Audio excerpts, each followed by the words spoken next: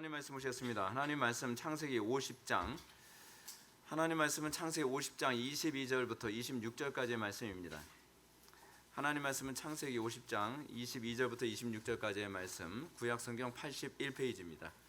구약성경 81페이지 창세기 50장 22절부터 26절까지의 말씀 찾으셨으면 제가 봉독하겠습니다.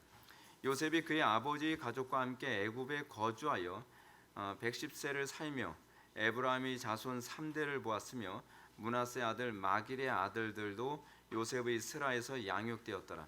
요셉이 그의 형들에게 이르되 나는 죽을 것이나 하나님이 당신들을 돌보시고 당신들을 이 땅에서 인도하여 내사 아브라함과 이삭과 야곱에게 맹세하신 땅에 이르게 하시리라 하고, 요셉이 또 이스라엘 자손에게 맹세시켜 이르기를 하나님이 반드시 당신들을 돌보시리니 당신들은 여기서 내 해골을 메고 올라가겠다라 하였더라. 요셉이 110세의 죽음에 그들이 그의 몸에 향료를 놓고 애굽에 입관하였더라. 아멘. 이 시간은 창세기 215번째 강의가 되었습니다. 요셉의 죽음과 유언, 창세기의 에필로그입니다. 드디어 이제 창세기가 이제 마지막 강의가 됐습니다. 창세기라고 하는 오랜 항해를 마치고 드디어 이제 마지막 장, 마지막 절을 이제 접하게 되었습니다. 우리가 이제 이 세상 살아가면서요, 사실은 신앙생활하면서 창세기를 처음부터 끝까지 사실 강해를 듣는 일은 굉장히 희귀한 일입니다. 하나님께서 우리에게 특별한 은혜를 베풀어 주셔서 창세기라고 하는 이 엄청난 분량, 이 50장 이걸 강해를 했을 때 215번의 강해를 했는데 횟수로 따지게 되면은 4년이 넘는 기간 동안 창세기를 강해한 겁니다. 그러니까 사실은 이 오후 예배 때 뭐 다른 거 특강도 하고 이것도 하고 왔다 갔다 하다 보니까 사실은 4년이 넘는 게 아니라 횟수로 따지면 5년 넘게 강해를 했는데, 이 부분이 이제 설교 한 거로만 횟수를 따지면 이제 2년이 넘게 4년이 넘는 거죠. 4년이 넘게 이제 강해를 이제 하게 된 겁니다. 우리가 이 창세기를 통해서 얻게 되어진 아주 중요한 부분이 있는데요. 그것은 신약 성경의 통일성을 보게 되는 겁니다. 우리는 창세기를 보게 되면은 창세기가 이 부분적인 어떤 사건, 그 내러티브를 설명하고 있다고 우리는 생각하는 경향이 많이 있는데, 사실은 이 창세기는요 신약 성경 전체의 기초가 됩니다. 그러니까 창세기, 특히 창세기 1장부터 11장까지의 내용을 모르면 사실 성경은 해석이 안 됩니다. 그래서 여러분들이 이제 신약 성경을 보게 되면 신약 성경에서 창세기 언어가 상당히 많이 나옵니다. 이 창세기가 기반이 되어서 죄의 기원이라든지 인간의 기원이라든지 인간의 타락의 문제들, 뭐 여러 가지 기원의 문제가 1장 1절부터 1장 11장까지 1장부터 11장까지 11장이면 여러분 무슨 사건인지 여러분 아시죠? 11장이면 바벨탑 사건입니다. 그 12장부터 이제 비로소 이제 아브라함이라고 하는 믿음의 조상이 등장을 하게 되는데, 이 1장부터 11장까지 나오는 이 사건이 전제가 되어져서 다른 많은 부분에 대한 이 실마리가 풀리게 되는 것입니다. 우리가 이제 창세기를 통해서 우리는 어떻게 신약 성경을 통일성 있게 바라볼 수 있는가를 이제 보게 되었고요. 그리고 이 창세기에 나오는 여러 가지 사건들, 믿음의 조상들의 삶의 정황을 바라보면서 하나님의 은혜와 경륜이 어떤 식으로 우리들에게 작용하는지를 볼 수 있는 기회였습니다. 창세기는 뭐 어떤 단순히 어떤 신비적 사건의 연속이 아닙니다. 그냥 한 인물들, 그 인물들의 삶 가운데 하나님이 어떻게 섭리하시고 어떻게 그들의 삶을 성화로, 구원으로, 그리고 새로운 언약 백성으로서의 삶을 살아가게 만드시며, 또 언약 백성이 어떻게 시작되어지는지에 관한 이런 다양한 사건들을 창세기가 우리에게 설명해 주고 있습니다. 사실 창세기 사건을 바라보면서 제가 의도했던 것이 무엇이냐면, 창세기서부터 요한계시록까지 한 관통해서 여러분들이 성경을 이해하게 하는 것이 제가 창세기를 준비할 때 저의 관심이었습니다. 이렇게 창세기와 함께한 이 4년 넘는 기간은 사실은 굉장히 꿈 같은 기간이었습니다. 이 기간 동안 창세기의 핵심 인물이었던, 우리가 사실은 아브라함, 이삭, 야곱, 요셉이라고 하는 이 인물을 따지면 우리가 굉장히 많은 기간 동안 1년 넘는 기간, 2년이 넘는 기간인가요? 굉장히 오랜 기간 동안 이 인물들하고 같이 오후 예배를 우리가 접하게 된 겁니다. 이분들을 통해서 우리는 같이 호흡하고 같이 대화하면서 때로는 눈물과 감격을 느끼기도 했죠. 그래서 우리가 이 인물들이 단순히 그냥 신화적인 인물들이 아니라 단순히 뭐 본받아야 될 인물이 아니라 하나님께서 이런 인물임에도 불구하고 아브라함도 사실은 굉장히 문제점이 많은 사람임에도 불구하고 하나님께서 어떻게 그를 하나님의 백성으로서 그의 삶을 인도하셨는가. 특히 야곱이라는 그 인물은 굉장히 그 결함이 많은 인간임에도 불구하고 하나님께서 그를 언약 백성으로 선택하고 그를 어떻게 이런 은혜의 길로 인도하시는가를 보게 될 때 나 같은 죄인도 하나님께서 끝까지 섭리하시 인도하셔서 복을 주시겠구나라고 하는 그런 기대감을 갖게 됩니다. 자, 우리가 이 오랫동안 받았던 은혜가 우리가 이 창세기 이 강해 215번이라고 하는 이 강해 통해서 우리가 좀 관심을 가져야 되는 것이 이겁니다. 우리는 오랫동안 받았던 그 은혜가 헛되지 않도록 해야만 합니다. 그러니까 똑같이 창세기 강해를 듣고서도 신앙의 아무런 성장이나 발전이나 그런 어떤 남는 것이 없다고 한다면 이건 굉장히 좀 끔찍한 일입니다. 이게 마치 뭐하고 똑같냐면 책을 굉장히 좋은 책이라고 읽었는데 이제 그런 거죠. 그래서 뭘 읽었는데? 라고 얘기하면 할 얘기가 없는 거예요. 그런 사실은 그거는요. 그래서 우리는 이렇게 생각합니다. 그래도 읽었으니까 뭔가 남았겠지. 남은 게 없는 겁니다. 안 읽은 거하고 별 차이가 없는 거예요. 사실은. 궁극적으로 여러분들 우리가 독서를 할 때의 관심이 뭡니까? 뭔가 나에게 남기고 나의 변화를 위해서 독서를 하는 거거든요. 그러니까 저는 독서를 하는 데 있어서 가장 혐오하는 게 뭐라고 제가 말씀드렸습니까? 삶의 변화에 대한 기대 또는 내가 어떤 부분을 개선하고 새롭게 살 것인가에 관한 기대감 없이 베스트셀러니까 요즘 뭐 김윤호 목사의 뭐 기독교 세계관이 베스트셀러니까 당연히 읽어야죠. 당연히 읽어야죠. 당연히 읽어야죠. 그 당연히 읽어야 될 책이에요. 그 책은. 근데 당연히 읽어야 되는데 문제는 읽고서 남아야 된다는 겁니다. 읽고서 남지 않으면요, 사실은 그거는 남들에게 보여주기 위해서 읽는 겁니다. 우리는 많은 독서를 통해서 우리의 삶이 살지우길 바라고요. 그 독서를 통해 내가 변화되길 바라는 것이어야 되거든요. 그래서 독서의 아주 중요한 그 방식 중에 하나가 뭐라 그럽니까? 관심 있는 책을 읽어라. 관심 있는 책. 자기가 정말 필요로 하는 책. 근데 저도 확실히 느끼는 게 뭐냐면 제가 필요해서 읽은 것과 그냥 의무적으로 읽은 게 굉장히 달라요. 의무적으로 읽은 건 머릿속에 남지가 않아요. 설교도 동일합니다. 여러분들이 설교를 통해서 내가 어떻게 나의 삶을 개혁할 것이며 여러분 매 주마다 설교를 통해서 여러분들 느끼지 않았습니까? 하나님께서 나에게 이렇게 조명해 주신다. 하나님께서 나에게 어떻게 살기를 바라신다.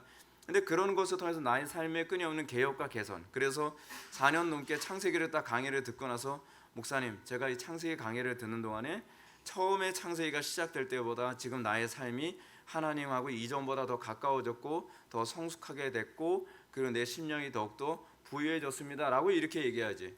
목사님, 그래도 출석부에 도장은 찍었습니다. 책 끝까지 읽기는 했습니다. 별 의미가 없다는 거예요. 시간을 우리는 그렇게 책을 막 두꺼운 책을 며칠 걸쳐서 딱 읽었는데 아무것도 남은 게 없으면 사실은 읽은 게 아닌거든요. 그렇지 않습니까? 자, 그러면 우리가 이 창세기를 통해서 우리가 헛되지 않아야 될 것. 우리가 이 많은 분량을 우리가 강의를 듣고서 이걸 만약에 책으로 쓴다고 이제 책으로 낸다고 했을 때 제가 계산해 봤더니 10권이 넘게 나오겠더라고요. 한 10 몇 권이 나올 것 같아요. 그러니까 제가 이 기준이 뭐냐면 그 용어 강해가 한 권당 그 한 17강 정도를 이제 기준을 잡아서 책을 냈거든요. 근데 그렇게 했을 경우에 대략 창세기를 그렇게 잡으면 10 몇 권 정도가 나올 정도의 분량을 여러분들 설교를 들은 겁니다. 근데 이렇게 설교를 들으면서 그러면 과연 어떻게 내가 이 설교를 듣고 나의 삶이 헛되지 않을까? 첫째는 뭐냐면 이겁니다. 항상 배우고 확신한 일에 거하는 겁니다. 내가 배우고 확신한 일에 거하기 위해서 사실은 설교를 듣는 것이고 성경을 읽는 것입니다. 여러분 성경 읽을 때 어떻습니까? 여러분 성경 읽을 때도 내가 어떻게 살아야 될 것인가에 관한 이 고민 때문에 성경을 읽는 것과 그냥 오늘 로버트 맥체인 목사님의 성경 읽기표대로 읽어야 되니까 오늘은 뭐 창세기 몇 장 읽고 어디 몇 장 읽고 몇 장 읽고 오늘 하루 분량 다 읽었다. 오늘 왜 이렇게 장이 저렇게 또 길어 또 50 몇 절이야. 그럼 그렇게 읽지 말자는 거죠. 읽고 나면 어떻게 해요? 이 부분에 있어 내가 또 조명을 받고 내가 이렇게 살아야겠다. 그죠? 배우고 확신한 일에 거하는 겁니다. 제가 창세기 강해를 통해서 큰 비중을 둔 것은요, 특정 정보를, 어떤 새로운 정보를 여러분들한테 전달해 주는 것이 아닙니다. 이 강해의 목적은 우리가 하나님을 아는 지식으로 충만하여 하나님께 대한 경외심과 거룩한 삶을 살아내는 것입니다. 우리는 얼마나 하나님을 더 경외하게 됐나요? 이 창세기 강해를 4년 넘게 횟수로 4년 넘게 들으면서 얼마나 우리가 하나님과 더 가까워졌나요? 얼마나 더 거룩하게 됐나요? 우리 이 부분을 좀 뒤돌아봐야 돼요. 그렇게 됐겠지가 아니라 실제로 그런가? 그리고 다른 사람들이 나를 그렇게 보고 있는가? 좀 더 객관적으로 나의 삶이 이 예배를 통해서, 이 설교를 통해서 얼마나 진보했는가에 관해서 우리는 좀 고민해야만 합니다. 우리가 만약에 배우기만 하고 경건에 힘쓰지 않는다면 그것은 지식에 대한 모독이며 또 가르치는 자에게 절망을 안겨다 주는 것입니다. 학원 선생님들이나 학교 선생님들이 학생들이 열심히 막 열정적으로 강의를 막 침튀어가면서 강의를 했는데 학생들에게 아무런 이 성적의 발전이 없게 되면 얼마나 맥이 빠집니까?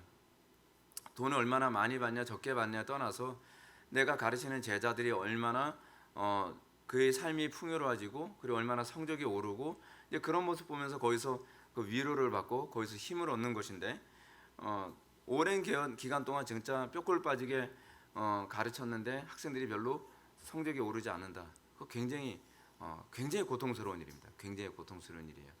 특히 이제 여러분들은 어떨지 모르겠지만 저는 창세기를 강의를 준비하면서 그 당시에 사실은 제가 이 창세기 강의가 이 준비할 때가 사실은 굉장히 오래전에 제가 준비했던 걸 다시 리메이크 해가지고서 제가 여러분한테 이제 전하는 건데 그 당시에는 시중에 나온 창세기와 관련된 책들이나 논문은 거의 다 읽었습니다. 그리고 나서 제가 이걸 설교를 준비했던 거거든요. 근데 그렇게 열심히 준비했는데 성도들의 삶에 특별한 변화나 어떤 그 감흥이 없다고 한다면 정말 맥이 빠지죠. 설교를 준비할 때의 느낌이 어떠냐면요, 진짜 뼈를 깎는 것 같이 힘듭니다. 어느 정도로 힘드냐면 설교 한 편 준비하고 나면요, 이게 막 토할 것 같을 정도까지 가요. 체력이 너무 달려가지고 막 울렁울렁해요, 울렁울렁. 근데 그거를 생각해 보십시오. 4년 넘게 그래 가면서 설교를 준비하는 거예요. 그리고 그거로 끝나는 것이 아니라 그 설교를 통해서 사람들이 변화되고 회심하고 새로운 인생을 살 것에 대한 기대감을 가지고 일주일 동안 그 설교를 가지고 기도하고 설교 전에는 그 설교하는 날 1시간 넘게 눈물을 흘리며 기도하면서 그러면서 설교를 하면서 사람들에게 변화를 기대하는 거거든요. 설교라는 거에 관해서 여러분들은 어떻게 생각할지 모르겠습니다. 여러분들은 설교자가 설교를 할 때 설교자는 아마 설교 준비하는 기계처럼 보일지도 모르겠습니다. 목사님은 강단에 서면 항상 나오지 않습니다. 그렇게 하게 되면 나중에 설교는요, 했던 얘기 또 나오고 했던 얘기 또 나오고 그렇게 되어 있습니다. 설교가 항상 여러분들이 들을 때마다 굉장히 신선하게 느껴지는, 리프레시하게 들리려면 항상 그 설교자의 영혼 자체가 항상 리프레시 돼 있어야 합니다. 그랬을 때 그거를 회중들이 느끼고 항상 정말 새롭다라고 하는 느낌으로 지루하지 않게 설교를 듣게 되는 것인데, 설교를 게으르게 준비한 만큼 회중들은 그걸 느낍니다. 실제로요. 그러니까 얼마나 힘들게 뼈를 깎는 노고를 가지고 설교를 준비하는지 회중들은 잘 모릅니다. 이 설교자들의 노고를요. 근데 한번 설교가 나면 이제 그걸로 끝나잖아요. 그 얼마나 힘듭니까? 매번 설교 한 편 한 편을 통해서 한 사람의 인생, 그 사람 하나 변화되면 내가 이렇게 설교 준비한 보람이 있다, 그렇게 생각을 하는데 설교를 준비하고 나서 별로 변화됨이 없고 또 준비하고 그거를 1년을 준비하고 2년을 준비하고 3년을 준비하고 일관성 있게 이거를 4년 5년을 지금 제가 이제 목회로 따지게 되면 대략 제가 단독 목회로 거의 20년, 횟수로 지금 20년 차 지금 제가 목회하고 있는 거잖아요. 설교를 몇 번 했냐면 몇 천 번 했습니다. 제가 2,000번 넘게 제가 설교한 거로 제가 알고 있어요. 그 설교 한 편 한 편도 최선을 다해서 설교를 할 때는 기대가 뭐냐면 사람들이 변화되길 바라는 거예요. 변화되길 바라는 거. 그 변화됨이 언제 나타나냐? 위기 때 나타나는 거예요. 위기 때. 그렇잖아요. 여러분들 무술수련 많이 쌓은 사람이 언제 그 실력이 비로소 나타나야 됩니까? 그 위기 때. 그리고 수영 평소에 열심히 한 사람이 그 열심히 한 게 언제 나타납니까? 물에 빠졌을 때, 남들은 막 허우적거릴 때 자기는 여유 있게 싹 이렇게 우아하게 수영. 저는 이쪽에 해당하지는 않습니다. 저는 살려줘요. 저는 살려줘 그룹이에요. 하여간 제가 기대하는 게 그겁니다. 여러분들이 어떤 고난과 어려움이 있을 때 여러분들이 정말 그 복음을 통해서 내가 이 창세기를 배웠고 이걸 통해서 내가 배우고 확신한 일에 거함으로 말미암아 이때를 위해서 내가 이렇게 훈련됐구나. 그러게 되길 좀 바라는 겁니다. 두 번째로 우리가 받은 은혜를 헛되이 하지 않으려면 성경과 인생을 보는 관점의 변화가 있어야만 합니다. 제가 창세기를 설교하면서 여러분한테 기대하는 게 그겁니다. 성경을 보는 관점이 달라지는 겁니다. 요즘 사람들 이상해지는 이유 중에 하나는 뭐냐? 기독교는 요즘 점점 이상해지는 사람들 많이 있잖아요. 그거는 성경을 자기 방식대로 보기 때문에 그렇습니다. 그걸 제가 실존주의라고 그랬잖아요. 성경의 관점에서 나를 들여다보는 것이 아니라 내 관점에서 성경을 들여다보는 거예요. 그러니까 내 방식대로 성경을 해석하는 거죠. 그러면 절대로 여러분들은 바뀌지 않습니다. 여러분들은 내 관점이 중심이 되면 밖을 바꾸려고 합니다. 그렇죠? 왜냐하면 내가 중심이니까. 제가 사르트르의 말을 제가 했었잖아요. 사르트르는 뭐라고요? 실존이 본질에 앞선다. 실존이 본질에 앞선다는 게 뭐예요? 내 생각의 성경을 해석하는 기준이 된다는 거죠. 이게 이제 칼 바르트의 관점이죠. 근데 전통적인 관점은 무엇입니까? 성경이 나를 해석하는 거예요. 내가 성경을 해석하는 것이 아니라 성경이 나를 해석하는 거예요. 그래서 내가 성경에 위배되면 나를 바꿔나가면서 나를 개혁해 나가고 그러면서 변화된 삶을 기대하는 겁니다. 근데 우리는 내가 바뀌지 않고 내가 세상을 해석하는 주체라고 생각하니까 어떻게 해요? 내 중심으로 주변을 다 바꾸려고 하잖아요. 하다못해 성경까지 바꾸려고 해요. 근데 문제는 내가 옳지 않거든요. 내가 옳지 않으니까 어떻게 해요? 내 방식대로 바꾸려 하면서 가족들도 못 살게 굴고 사회도 못 살게 굴고 하다못해 성경까지 못 살게 구는 거예요. 성경을 뜯어 고쳐야 되는 그런 식으로 가는 거죠. 사실 진짜 뜯어 고쳐야 되는 당사자는 난데, 그렇죠? 그러니까 우리가 신앙생활 오래 했는데 내가 안 변했다. 내가 그토록 내가 많은 설교를 듣는데도 내가 안 변했다. 그건요, 여러분들이 아직까지도 내 실존을 주체의식을 가지고 살고 있다는 거예요. 우리는 타고난 게 실존주의자입니다. 이 부분의 개혁이 있어져서 여러분들이 이 창세기 강해를 통해서 제가 여러분들한테 기대하는 건 성경을 보는 관점의 변화, 그리고 내 인생을 해석하는 관점의 변화가 나타나길 바라는 거예요. 창세기 전체는 인생 얘기예요. 인생 얘기. 아담이라는 한 인생부터 시작해서 요셉이라는 한 인물에까지 그 인생 전체를 이전에 우리가 생각하던 관점으로서의 해석이 아닌 거죠. 우리가 성경에 나오는 인물들 보면서 뭘 느낍니까? 이런 사람들의 그냥 어떻게 보면 우리에게서 흔히 일어나는 일이죠. 흔히 일어나는 삶이 요셉의 삶 속에서, 야곱의 삶 속에서, 그리고 아브라함, 이삭 이런 사람들의 삶 속에서 흔히 나타나는 부분인데 우리는 이 부분이 그냥 평범하게 보여졌던 부분이에요. 근데 성경이 조명해 주니까 그 인생에서 나타나는 의미가 하나님이 간섭하신 거였다라는 거죠. 그 실패한 인생이 아니었더라는 거죠. 우리가 보기엔 그 사람이 인생이 실패한 인생인 줄 알았는데 하나님께서 성경을 통해 조명해 주니까 내가 이제껏 보던 인생이 아니었던 거예요. 여러분들이 이 성경을 통해서 여러분들이 자신을 그렇게 보게 되길 바라는 거예요. 많은 사람들이요, 하나님의 놀라운 섭리와 은혜 가운데 살아가는데 나는 루저야, 나는 실패한 인간이야. 사회적으로도 그렇고. 여러분, 그렇게 따졌을 때에 정말 루저 같은 사람들이 창세기에는 굉장히 많이 나옵니다. 근데 아니더라는 거죠. 특히 야곱은 루저 같은 사람이에요. 그렇죠? 근데 야곱의 인생이 루저가 아니었더라는 거죠. 뭐라고 얘기해요? 너는 복을 받은 자로다. 복 받은 자래요. 아브라함이 루저입니까? 우리가 보기에는 롯이 더 복 받은 사람이고 아브라함은 루저 같지 않나요? 좀 실패한 인간처럼 보이지 않나요? 아니, 일평생 떠돌이 생활하면서 자식 하나 제대로 못 갖고 떠돌이 생활하면서 마땅한 땅 하나 없이 살다가, 그렇잖아요. 그러면서 아브라함의 인생이 어떻습니까? 평생 뼈골 빠져 예수 잘 믿는다고 하는데 자기 무덤 하나, 자기 몸뚱아리 들어갈 무덤 하나 얻는 게 인생의 다였어요. 어떻게 보면 어때요? 루저죠. 이건 실패한 인생이죠. 아니다. 이 성경의 관점에서 보는 인생과 우리의 관점에서 보는 인생이 다르더라는 거죠.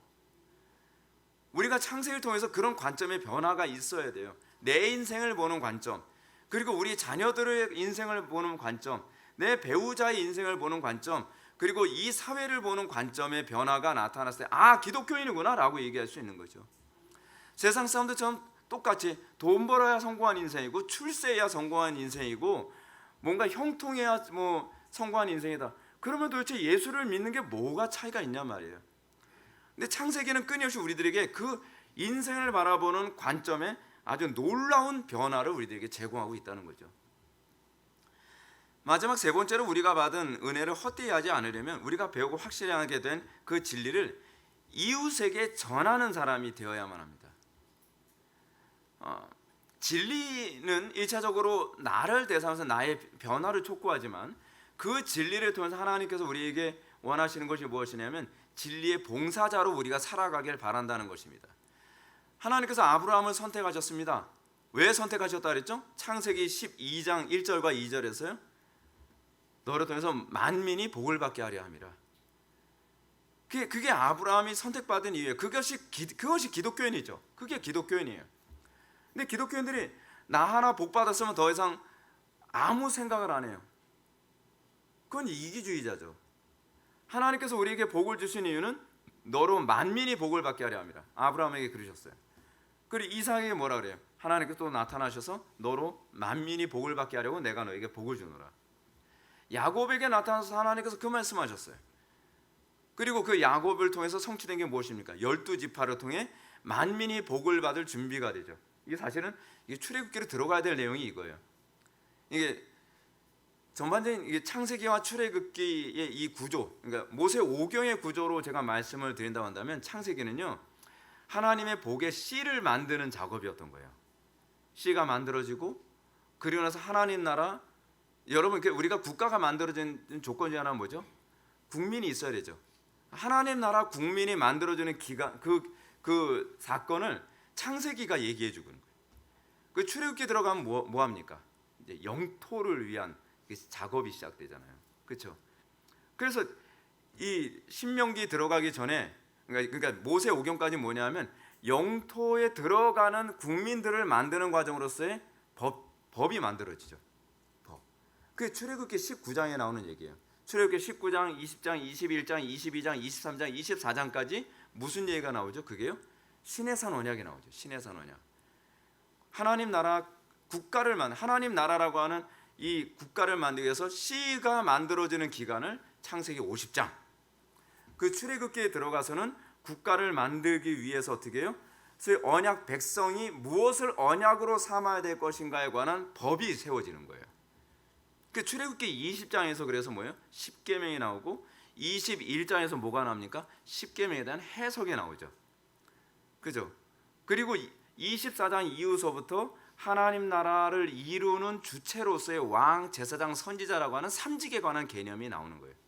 그게 하나님 나라를 이루는 구조로서의 세계의 직분이거든요. 그러면서 이 가나안 땅 들어가기 전에 신명기를 통해서 몇 편의 설교를 했다는 7편인가 제가 숫자가 자꾸 헷갈리네요. 7편인가 3편인가의 그 모세의 설교가 기록된 게 그 신명기거든요. 그 신명기는 사실은 이스라엘 백성들이 가나안 땅에 들어가기 전에 이스라엘 백성들로 하여금 모세가 했던 설교예요. 그걸 모압 언약이라고 얘기합니다. 시내산 언약이 출애굽기 20장이라고 한다면 신명기를 모압 언약이라고 얘기해요. 모압 땅에서 이스라엘 백성들에게 가나안 땅에 들어가서 너희들이 어떻게 살 것이냐, 가나안 땅에 들어가서 너희가 어떻게 복의 근원으로 살 것이냐, 이거에 관한 얘기가 신명기 전체에 대한 내용입니다. 그래서 신명기 27장에 보면 무슨 얘기가 나오지? 27장, 28장 중에 축복과 저주 언약 나오죠. 그 얘기가 그래서 나오고 그러면서 신명기가 그렇게 마무리되면서 그러면서 여호수아로 들어가야 되면 가나안 땅 전쟁이 시작되는 거예요. 그 나라를 이제 이루기 위한 싸움. 그래서 여호수아는 누구의 예표예요? 여호슈아, 예수 그리스도. 예수 그리스도의 예표죠. 실제로 여호수아의 헬라식 이름이 예수아잖아요. 예수아. 그런 식으로 해서 이 모세 오경이 이제 그 여호수아서로 가게 되고, 그래서 어떤 그 리버럴한 신학자들은 여호수아서를 이 모세 오경 쪽에 이렇게 비치해 놓는 그런 사람들이 있을 정도로 이 전체 스토리가 같이 이렇게 연결되어져 가는 겁니다. 하여간 우리가 이 복을 받은 것으로 끝나는 것이 아니라 이 복음을 어떻게 나의 자손들에게 흘려내려 보낼 것인가를 우리는 고민해야 됩니다. 그것이 신명기의 관심이거든요. 어떻게 우리 자손에게 우리가 받은 이 은혜의 언약을 흘러내려 보낼 것인가, 그리고 이웃에게 이 복을 확산시킬 것인가. 이것이 예수님께서 산상수훈에서 말씀하셨던 것처럼 너희는 세상의 소금이라, 너희는 세상의 빛이라. 그것이 우리가 구원받고 우리가 예수를 믿는 이유라는 것입니다. 그래서 전도해야 돼요. 가장 전도의 대상 가족이죠. 가족들이 그 복 안에 거하기를 우리는 관심 가져야만 합니다. 이제 우리는 창세기의 마지막 부분을 이제 살펴보게 됩니다. 이 마지막 부분은 우리가 그토록 존경하고 사랑했던 요셉의 죽음을 이제 다루고 있습니다. 22절과 23절 말씀은 요셉이 어떻게 살다가 이제 죽음을 맞이하게 되는지를 기록합니다. 요셉이 그의 아버지의 가족과 함께 애굽에 거주하여 110세를 살며 에브라임의 자손 3대를 보았으며 므낫세의 아들 마길의 아들들도 요셉의 슬하에서 양육되었더라. 오늘 본문의 이러한 언급은 지난 본문에서 야곱이 세상을 떠난 지 54년 된 시점에서 요셉이 얼마나 더 살았냐면 그 이후에 54년을 더 살았습니다. 그래서 이제 56세에 야곱이 세상 떠나고 54년을 더 살았으니까 110세 때에 이제 요셉이 세상을 떠나게 되는 거죠. 근데 이제 영화를 봐도 그렇고 우리가 뭐 이렇게 보았을 때 뭐 주인공 매주마다 드라마에서 나오는 뭐 주인공 막 맨날 보다가 그 주인공 죽을 때도 뭐 숙연해지지 않습니까?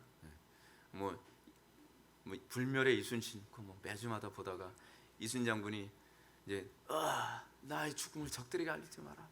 막 숙연해지죠. 그렇지. 안 죽었으면 좋겠죠. 사람들이 이 몰입도가 굉장히 심해서 우리나라 사람들은요 드라마 보다가 너무 몰입을 해가지고 주인공 죽이지 말라고 아우성해요. 그렇잖아요. 주인공 죽였다고 막 인터넷으로 막 죽이지 말랐는데 왜 죽여? 왜 죽여? 그럼 너무 심하면 그 다음 날 부활해요 또. 막 드라마 작가들이 그렇게 만들어요. 왜냐면 막 그 시청자들이 너무 살벌하게 막 댓글을 다니까. 그렇게 살아날 사람이 아니에요 이분은. 요셉은 110세 죽습니다. 근데 이제 요셉이 죽을 때 여러분 근데요 우리는 주인공이 안 죽었으면 좋겠죠. 근데 우리는 죽음에서 더 많은 걸 배운다니까요. 인생은요 성경 말씀처럼 장례식장에서 더 많은 걸 배우는 겁니다. 왜요? 우리의 인생이 우리가 신이 아니라는 걸 깨달을 때 우리는 비로소 하나님을 바라보는 올바른 관점이라는 게 생깁니다. 근데 우리가 장례식장에 가서 우리는 그걸 보게 됩니다. 인간의 인생이라는 것이 허무하구나. 나도 언젠가는 다시 흙으로 돌아가는 인생이구나. 그죠? 우리가 요셉이라고 하는 한 인물을 보면서 그런 인생의 허무함, 그리고 또 인생이란 이런 거구나라고 하는 걸 그런 걸 느끼게 됩니다. 특히 요셉의 인생이 워낙 화려했거든요. 요셉의 인생을 우리가 뒤돌아보면 누구보다 괴롭고 고통스러운 인생이 요셉의 인생이었고 누구보다 화려하고 굉장히 굉장히 영광스러운 인생을 살았던 것이 바로 요셉의 인생이었습니다. 그럴 수밖에 없는 게 요셉은 예수 그리스도의 예표였기 때문에 그렇습니다. 그래서 예수 그리스도의 예표로서 비하, 낮아짐, 승귀, 높아짐이라고 하는 이 부분을 그대로 다 보여주죠. 그래서 요셉의 인생은요 더 이상 낮아질 수 없을 만큼의 최하로 낮아지죠. 그래서 어디까지요? 왕의 감옥에 갇히는 것까지. 근데 그것이 뭐예요? 예수님께서 십자가에 못 박혀 돌아가시고 3일 동안 장사 지냄, 그 부분에 대한 예표로서 보여주는 사건이고, 그리고 도무지 거기서 빠져나올 수 없는, 그러니까 이 죽음과 같은 감옥에서의 요셉의 삶이 상상하지 못하는 방식으로 소위 애굽의 파라오의 우편에 앉게 됨, 그렇죠? 승귀죠. 그리스도께서 아버지의 우편에 앉음과 같은 그 승귀의 사건을 그대로 보여주는 것이 요셉의 인생이다 보니까 요셉의 인생은 굉장히 드라마틱한 인생을 살았던 것입니다.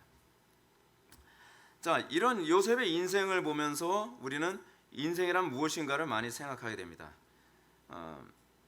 요셉의 죽음을 보면서 그렇게 화려한 인생을 살았던 그 인생도 결국 세상을 떠나는구나라고 하는 걸 느끼게 되죠. 그럴 수밖에 없죠. 요셉은 예수 그리스도의 예표지 예수 그리스도가 아니기 때문에 그렇습니다. 우리가 이 인생의 허무함을 느끼면서 우리가 창세기 앞부분을 다시 떠올리게 됩니다. 인간은 아파르, 먼지로 창조된 존재구나. 그리고 먼지로 창조됐으니 다시 먼지로 돌아가는구나. 먼지로 돌아가는 인생으로서 우리가 영원하신 하나님께 대한 인식이 없다면 그 인생의말로 정말 허무하고 헛된 인생이 아닐 수가 없습니다. 자, 우리가 요셉을 바라보면서도 허무하지 않은 이유가 뭐냐면 요셉에게는요 사후에 대한 소망이 있었기 때문에 그렇습니다. 헛되지 않습니다. 먼지가 아닙니다. 이것이 그리스도인들과 세상 사람들의 근본적인 차이입니다. 모세는 요셉의 죽음을 언급하면서 그가 받은 복, 즉 에브라임과 므낫세를 통해서 증손자들을 보게 된 것을 언급함으로써 그가 얼마나 복된 존재였는지를 설명해 주고자 합니다. 그래서 모세가 의도적으로 요셉의 수명과 그의 복된 삶을 기록하고 있다는 인상을 받게 되죠. 성경 웬만해서는 다 이렇게 줄여버리잖아요. 줄여서 뭐 몇 살이냐 그것도 얘기 잘 안 할 때가 굉장히 많습니다. 근데 의도적으로 그의 자녀 뭐 3대를 봤다 그러잖아요. 그리고 110세까지 살았다 이런 부분을 언급합니다. 왜 그랬을까? 그러니까 우연이 아니죠. 그냥 하다 보니까 기록된 게 아니에요. 칼빈은 이렇게 얘기합니다.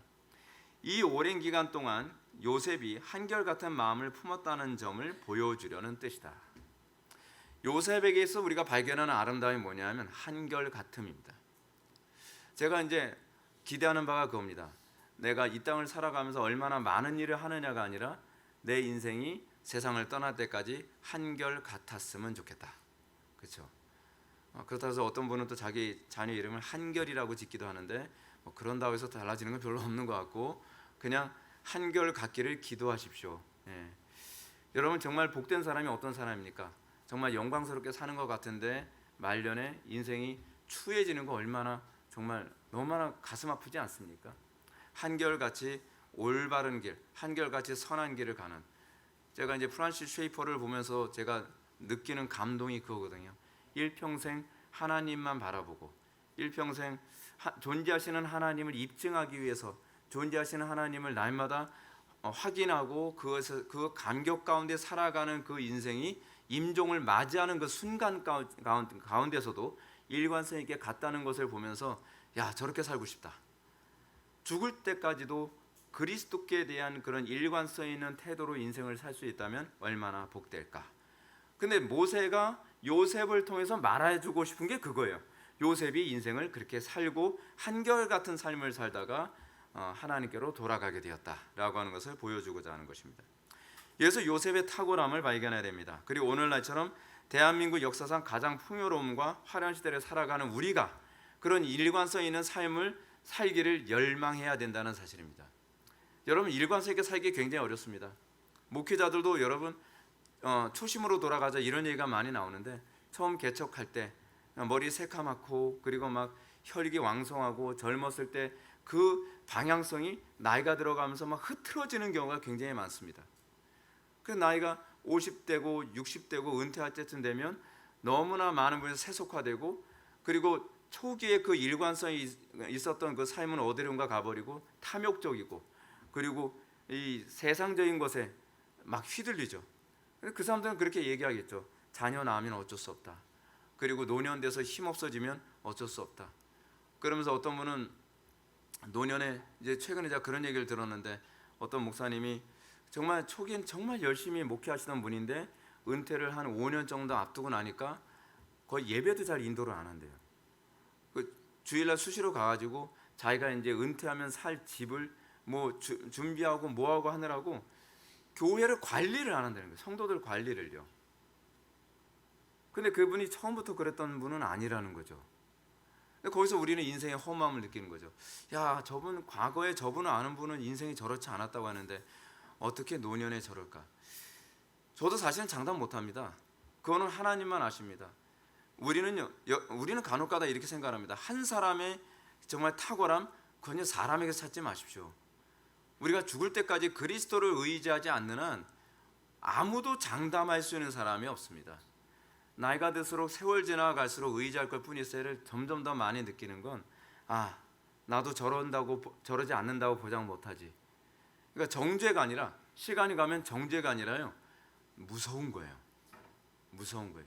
인간의 속성 자체가 변하는 겁니다. 변하지 않는 건 하나님의 속성입니다. 그 은혜에 거하지 않으면 그 은혜 가운데 우리가 거하지 않으면 여러분들 천사 같은 표정 짓지 마세요. 다 그래요. 똑같아요. 다. 네. 네. 우리가 나이 들어가면서 우리가 안 변한다고요? 그런 건 아무도 장담 못합니다. 이 베드로가 그 레파토리 사용했다가 얼마나 망신당했습니까? 이 다른 제자들은요 다 그래도 저는 아닙니다. 그래서 뭐라 그래요? 막 저 사람 죽어야 돼요. 닭 3번 올 때까지 그 예수님을 부인했잖아요. 그게 의지의 문제가 아니라니까요. 은혜의 영역이라는 것을 보여주는 것입니다. 이런 차원에서 봤을 때 오늘날 이 시대의 교회는 정말 금식의 정신을 다시 좀 회복해야 된다고 생각을 합니다. 금식의 정신. 기독교 강요를 통해서 제가 과거에 말씀드렸었는데 기억을 여러분들 하고 계실지 모르겠는데요. 금식의 필요성이 뭐라 그랬습니까? 굶는 게 금식이 아닙니다. 제가 여러분한테 금식 잘 강요 안 하잖아요. 왜냐하면 저부터 잘 못 굶거든요. 저는 굶으면 큰일 납니다. 네, 진짜 이해하셔야 돼요. 저는 금식하면 큰일 나요. 저 죽습니다. 네. 근데 이 금식의 궁극적 목적을 칼빈이 기독교 강요에서 제가 말씀드렸을 때 뭐라고 말씀드렸냐면 우리로 하여금 마음이 세상의 풍요로움에 들뜨지 않도록 하기 위해. 그래서 금식을 하는 겁니다. 금식하면서 맨날 들떠 있으면 이거는 문제가 많은 거예요. 그렇죠? 근데 우리가 먹는 것을 줄이고 우리가 배고픔 가운데 있으면서 숙연해집니다. 진지해지고 또 절제된 마음으로 살아가게 하는 것. 그것이 금식의 궁극적인 목표하는 바입니다. 누군가 생각하는 것처럼 장풍 쏘기 위해 금식하는 거 아닙니다. 우리는 금식하는 사람이 어떻게 해요? 그 영역을 위해서 이렇게 금식을 하는 사람 있잖아요. 금식 많이 하면 뭐 영역이 세진다나. 근데 그게 어디서 나온 얘기냐면요. 플라톤주의 이원론에서 나온 얘기예요. 그러니까 플라톤주의자들이나 신플라톤주의자들은 육신인 악이라고 생각하기 때문에 육을 학대하는 만큼 영역이 강해진다고 생각해요. 신적인 능력이 많이 나온다고 생각합니다. 그래서 금식이라는 개념이 이방 종교와 기독교와 개념이 달라요. 기독교는 겸손해지기 위해서 우리가 금식을 하는 거고요. 이방 종교는 교만해지기 위해서 금식을 하는 거예요. 그래서 교회에서 어떤 사람이 제일 무섭습니까? 40일 금식한 권사님. 금식 안 하셔도 됩니다. 우리 권사님.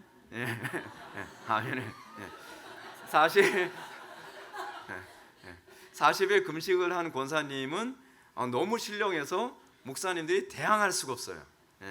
40일 금식해봤어? 그러면 꼬리 내려야 돼요. 그래서 40일 금식하고 맨날 장풍 쏘시는데 그 권사님은 무슨 수를 당하냐 말이에요. 근데 금식이 원래 그런 용도가 아니에요. 성경에서 그 금식을 얘기하는 건 우리의 죄에 대한 참회를 위해서 금식하거나, 그리고 우리의 마음이 너무 들뜨고 교만해질까 봐 금식하거나, 우리의 교만함을 꺾기 위해서 금식하거나, 다 그런 차원에서의 금식이지 우리가 영역을 세게 하기 위해서 그런 건 아닙니다. 제가 왜 갑자기 금식에 관해서 말씀드리겠습니까? 그 이유는 우리가 요셉처럼 오랜 시간이 흐르더라도 하나님께 대한 우리의 마음이 변화하거나 약화되지 않으려면 이 금식의 정신으로 살아가야 되기 때문에 그렇습니다.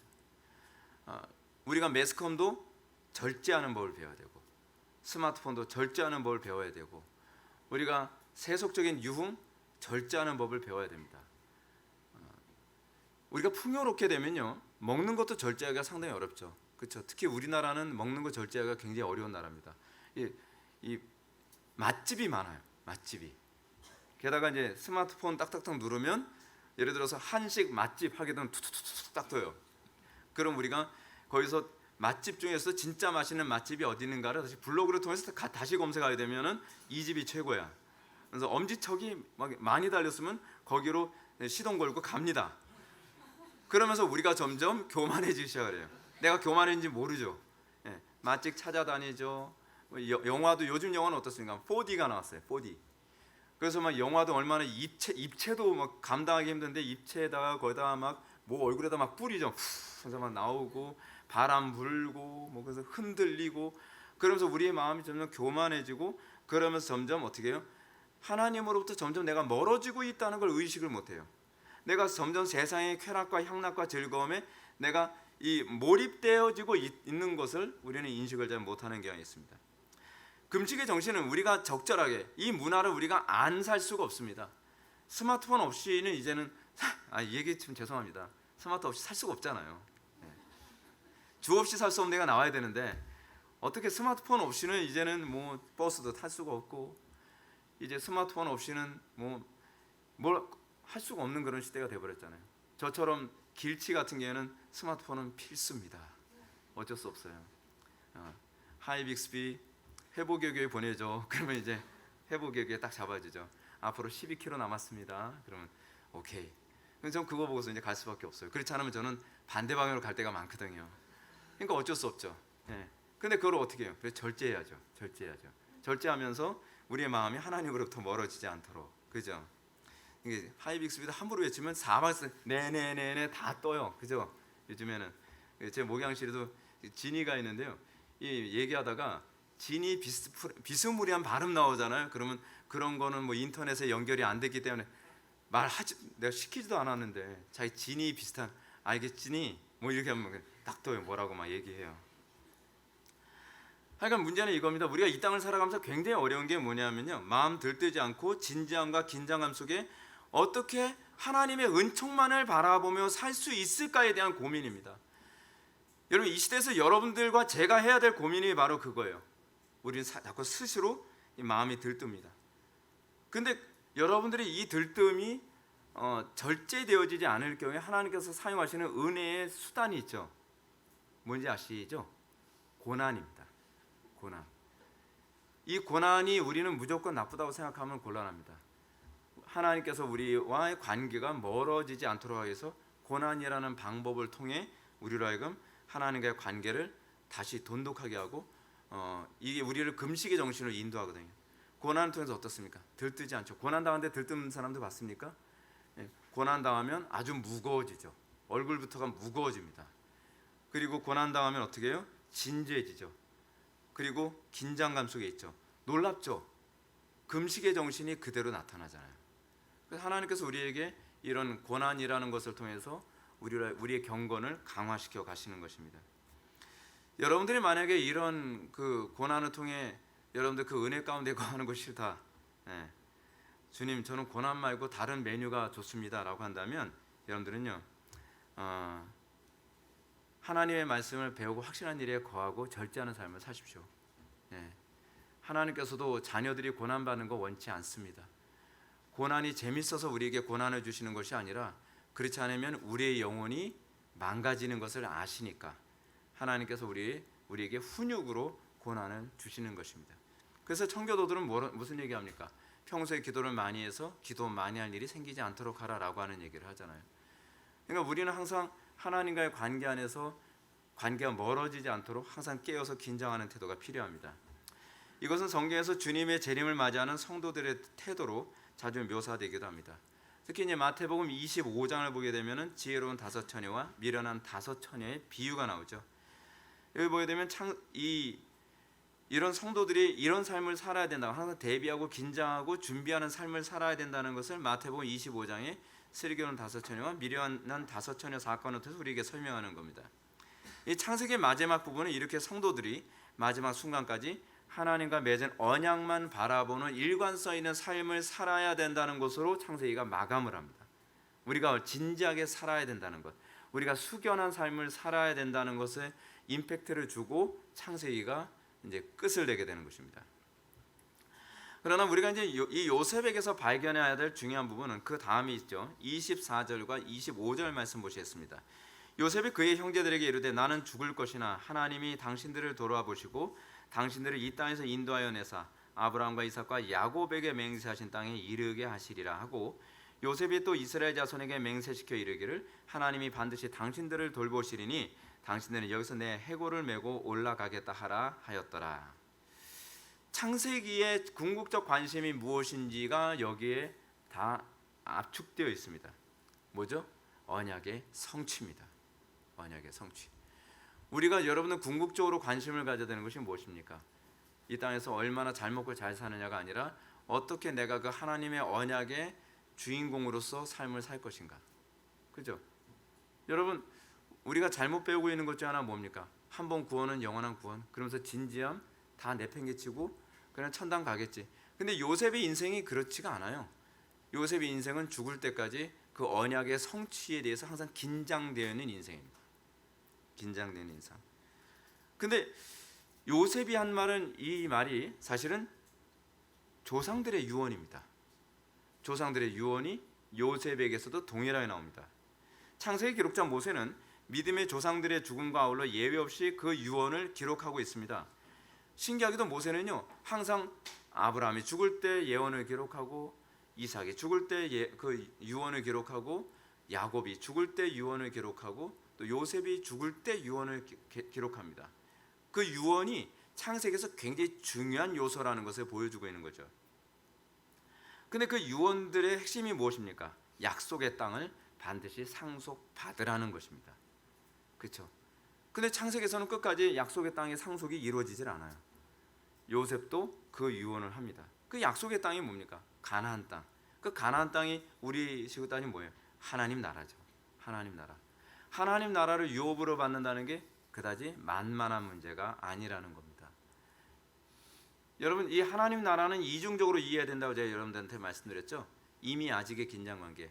하나님의 나라는 이미 시작되었고 영원한 천국에서 완성될 것이다. 우리가 이 땅에서 날마다 하나님 나라의 시작된 하나님의 나라가 내 가정에 이루어지기 위해서 우리는 어떤 태도를 견지해야 됩니까? 진지한 태도를 견지해야 돼요. 그 쉽게 되는 거 아닙니다. 이 대한민국의 하나님의 나라가 임하기 위해서 우리가 어떻습니까? 주권이니까 뭐 기도하면 뭐 때가 되면 되겠지. 아니요, 기도하고 행하는 겁니다. 기도하고 순종하고 기도하고 헌신하는 겁니다.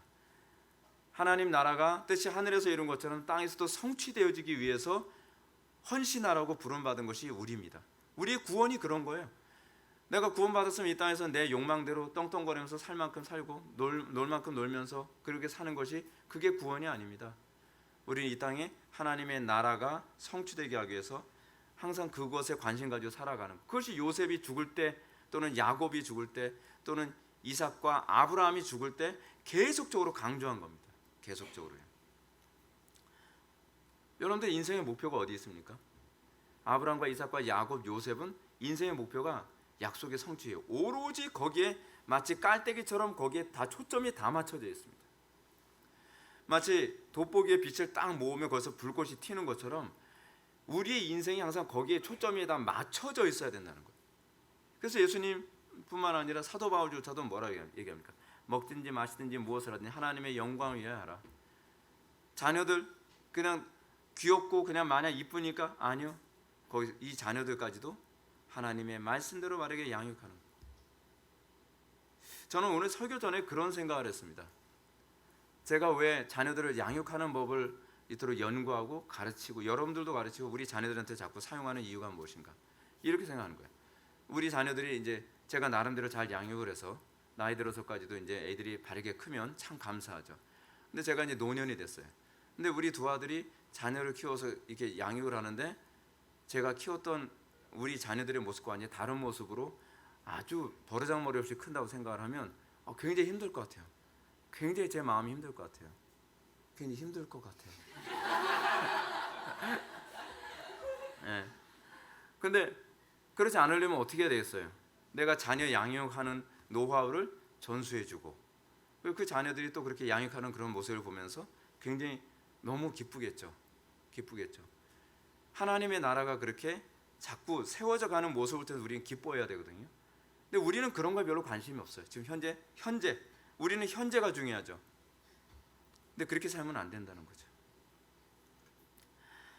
자, 여기서 그러면 요셉이 그 예언을 통해서 우리에게 어떤 것을 주겠는가? 첫째는 하나님께서 돌보신다는 것.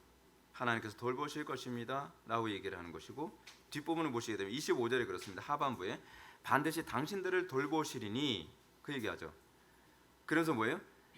그 두 번째는 반드시 가나안 땅으로 돌아가라 라는 것입니다. 하나님의 돌보심을 기대해야 되는 이유가 어디 있습니까? 가나안 땅으로 돌아가기 위해서입니다. 여러분, 우리가 이 땅에 살아가면서 우리가 왜 하나님의 그 돌보심은 그토록 필요로 합니까? 사실은 이 부분이 에필로그예요. 요셉은 이 두 가지 유언을 통해서 우리에게 마치 에필로그처럼 강렬한 메시지를 던져주고 있는 것입니다. 에필로그가 뭐죠? 후기라는 거잖아요. 후기. 믿음으로 살아가는 성도들은 하나님께서 언약의 성취 때까지 끝까지 돌보실 것을 믿어야만 합니다. 그걸 믿기 때문에 우리가 돌아갈 수 있을 거라고 확신하는 겁니다. 우리 하나님의 돌보심을 기대하는 것은요, 하나님께서 약속하신 그곳으로 가는 데 초점을 맞춰줘야 돼요. 그냥 오늘 하루 피곤하지 않고 살고 싶어서 돌보심을 기대하는 것이 아닙니다. 요셉의 유언에 우리가 이 두 번째 측면이 말해주고 있는 것처럼 성도는 단순히 하나님의 언약 성취만을 막연하게 기대하며 살아가는 사람들이 아닙니다. 어찌하든지 이 세상의 마음을 빼앗기지 않고 하나님 나라에 들어가길 힘쓰기 때문에. 그래서 신앙은 뭡니까? 하나님의 나라는 침노하는 자가 얻을 것이라는 관점이죠.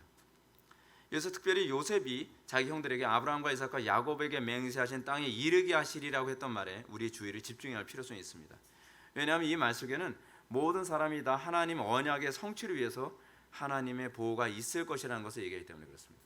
하나님의 보호를 여러분들이 기대한다면 그것은 여러분들이 목표라는 바가 하나님의 언약 성취여야만 합니다. 우리가 하나님의 보호를 얘기하면서 예를 들어서 여러분 생각해 보십시오. 내가 못된 짓 하는데 하나님께서 보호해 주시길 바랍니까? 그럼 곤란하잖아요. 요나가 다시스로 가는 배를 탔는데 그 배를 보호해 주시기를 기대합니까? 안 되죠. 네. 요나가 가야 될 곳은 다시스가 아니라 니느웨거든요. 근데 니느웨로 가지 않으면서 다시스로 가는 배를 타고 이 배가 보호받기를 기대하면 곤란하죠. 요나가 폭풍을 만났을 때, 그 배가 폭풍에 만났을 때 요나가 하나님 폭풍을 멈추게 해주십시오, 그렇게 기도 안 하죠. 오히려 뭐라고 합니까? 사람들에게 나를 배 밖으로 던지면 당신들이 살리라. 문제는 뭐냐면 오늘날 기독교인들이 하나님께서 우리를 통해서 목표로 하시는 뜻이 이루어지는 그 삶을 살아가는 데에 우리가 관심 갖지 않고 그러면서 내 삶을 보호해달라고 얘기하는 겁니다.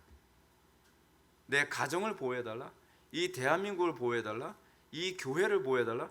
보호해주면 더 못된 짓 할 텐데요.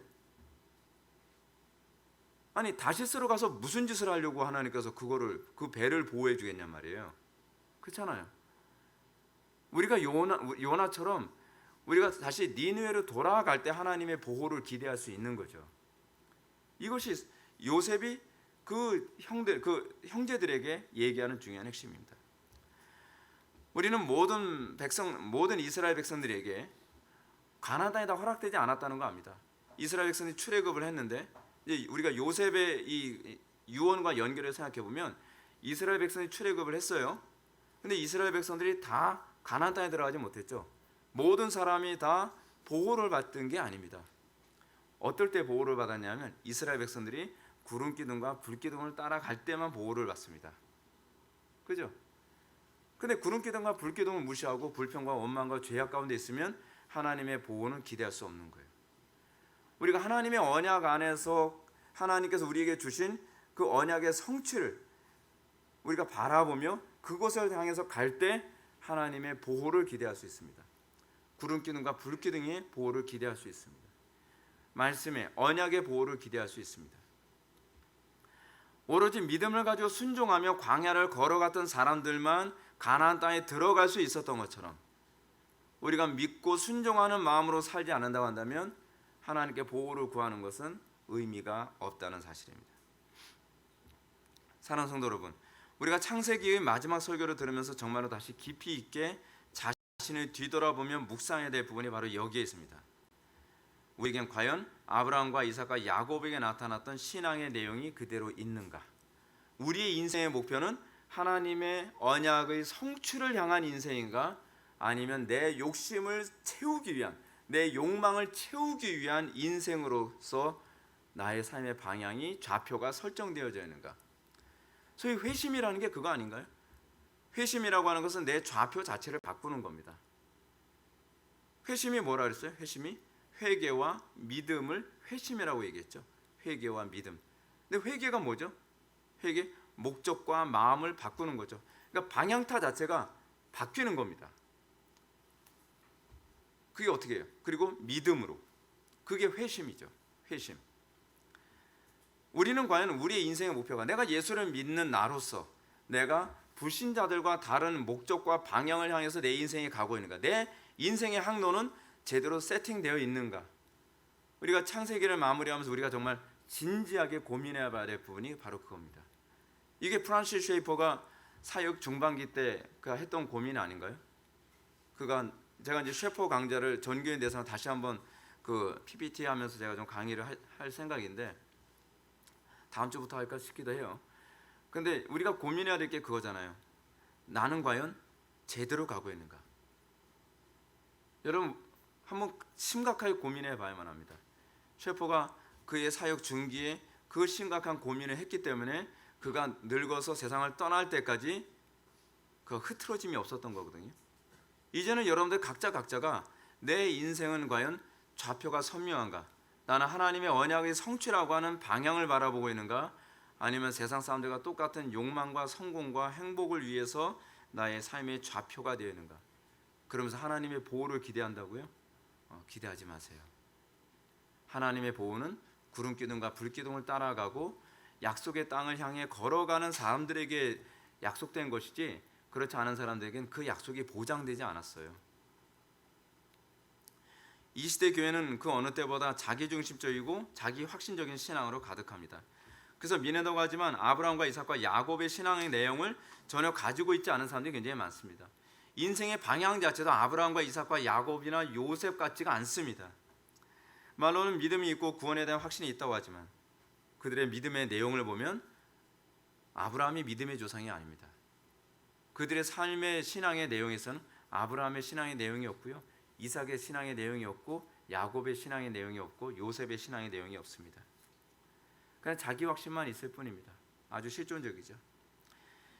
이제 우리가 창세기 마지막 강론을 맞이하면서 최종적으로 반드시 짚어봐야 될 것이 있다면 나의 신앙이 아브라함과 이삭과 야곱의 신앙을 계승한 신앙인가를 우리는 고민해야만 합니다.